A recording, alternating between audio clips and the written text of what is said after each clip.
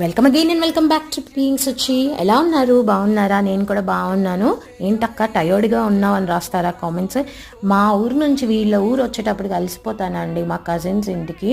So వాళ్ళు నన్ను ఇంకా డైరెక్ట్ పిక్ చేసుకొని డిన్నర్కి రెస్టారెంట్కి అయితే తీసుకొచ్చారు. నేను రావడమే నా లేట్ అయిపోయింది, 9:30 అలాగా. సో ఆ రోజు అరుణాచలం కేఫ్ అని, ఇది మీకు సింహపురి కాలనీ ఆర్చ్ దగ్గర ఉంటుందన్నమాట. ప్రగతి నగర్ కమాన్ ఆపోజిట్లో ఎగ్జాక్ట్గా చెప్పాలంటే.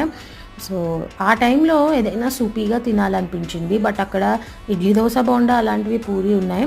ఊరికే మెన్యూ చూస్తే పొంగల్ కూడా ఉంది.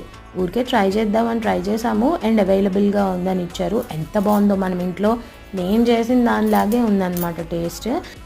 ఇంకా మా వాళ్ళందరూ మామూలుగా రవ్వ దోశ ఆర్డర్ చేసుకున్నారు. అది రావడానికి తెల్లారిపోయింది అనమాట. జస్ట్ జోకింగ్, చాలా టైం పట్టేసింది వేయాలి కదా. అండ్ అక్కడ నుంచి ఐస్ క్రీమ్ తినడానికి ఒక ప్లేస్కి వెళ్ళాం. నెక్స్ట్ షార్ట్లో చూసేయండి అదేదో. Welcome again and welcome